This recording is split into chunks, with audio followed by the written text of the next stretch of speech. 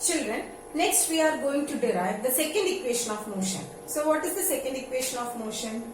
Yeah, second equation of motion is S is equal to ut plus half at square. So ut plus half at square.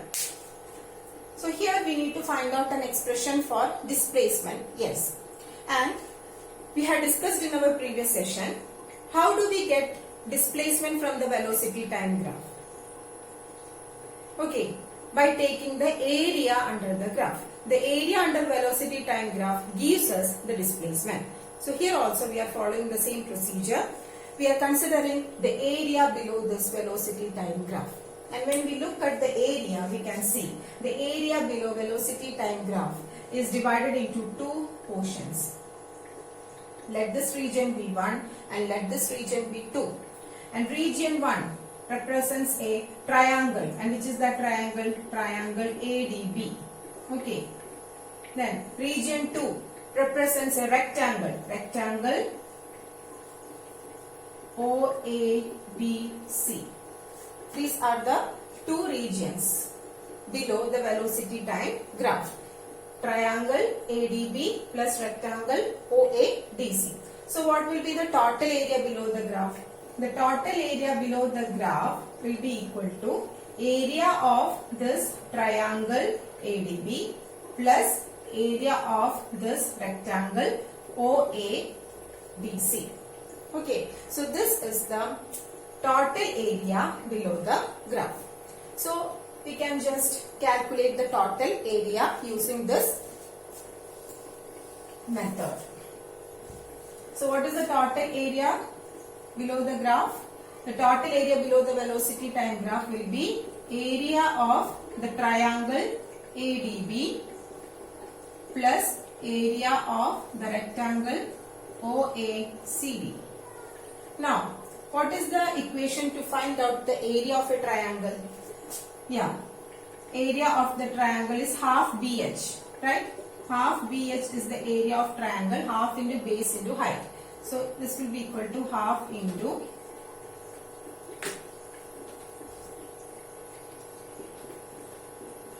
what is the base? Base of the triangle ADB is AD. And what is the height? Height of the triangle is BB or DB, like that. BB plus area of rectangle OACD. And what is the equation to find out area of rectangle? It is length into breadth. So this is the length OC and this is the breadth OA. So OC into OA, length into breadth. Now do the necessary substitutions.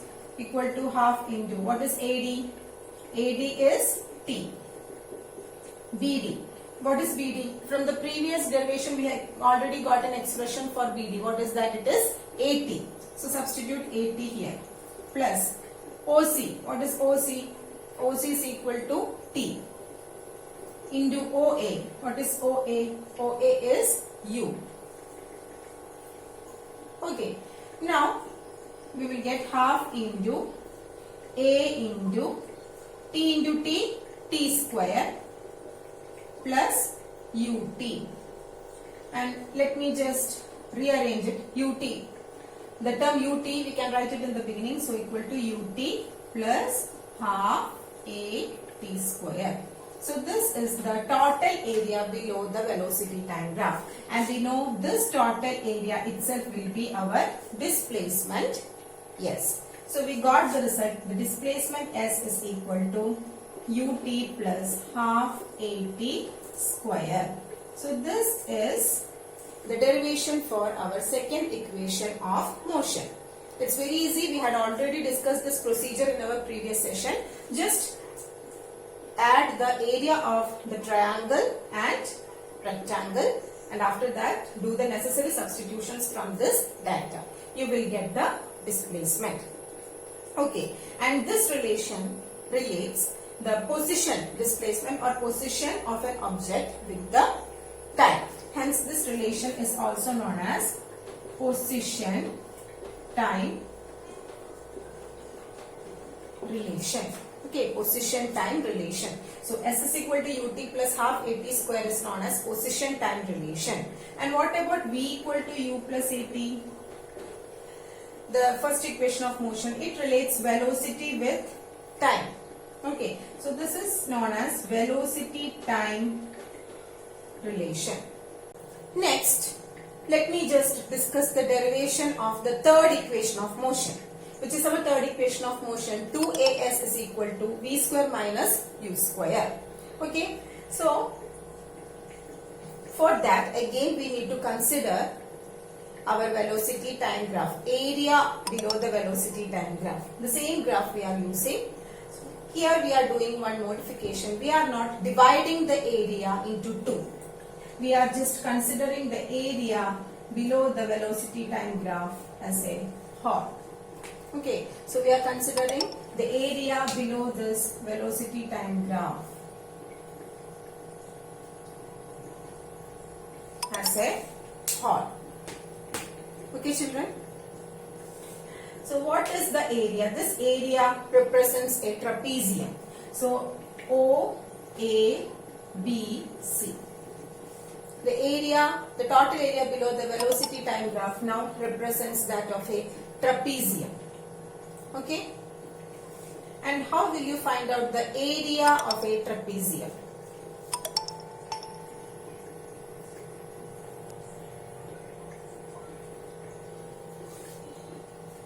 Then, how will you find out the area of a trapezium? What is the equation to find out area of a trapezium? Area of trapezium is found using the expression half into sum of parallel sides into height or base. This is the equation to find out area of a trapezium. So here, equal to half into, we are finding out the area of trapezium OABC. So which will be the parallel sides here? OABC. Even though the length of OA and BC are different, but OA and BC are parallel to each other. So which are the parallel sides? OA and BC. So their sum will be OA plus BC into height. Height or base. And what is the height of or base of the trapezium? It is OC. Then do the necessary substitution. Equal to half into, what is OA? OA is U plus BC. BC is V into OC. OC is T.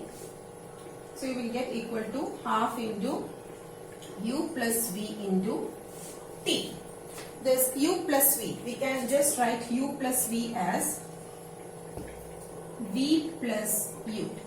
Okay, for our convenience, that you will understand in the coming sessions. Into T. Instead of T, we need to substitute one thing. See, we had already studied V minus A acceleration A is equal to V minus U by T. Right? So what will be T? Just bring T here and just bring A here. Just interchange their position. So we get T is equal to V minus U by A. Right? So this is your T, V minus U by A. So here instead of this T, just substitute V minus U by A. Okay?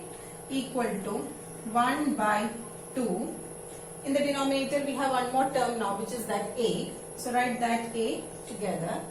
Then we have V plus U into V minus U.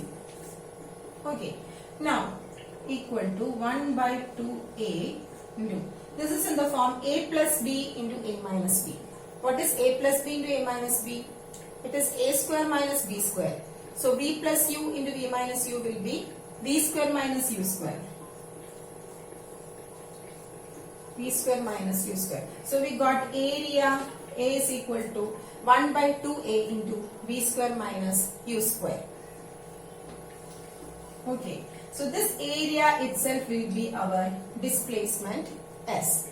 So what is displacement S? Displacement S is equal to V square minus U square by 2A. Now bring this 2A to this side, to the LHS part. So you will get 2AS equal to V square minus U square. Okay, children. 2as is equal to v square minus q square. Thus we have derived our third equation of motion. And this equation relates position with velocity. Hence, this is known as the position-velocity relation. Position-velocity relation. Okay, so these are the three equations of motion. We are using the same velocity time graph to derive all the three equations of motion. Study and practice it thoroughly.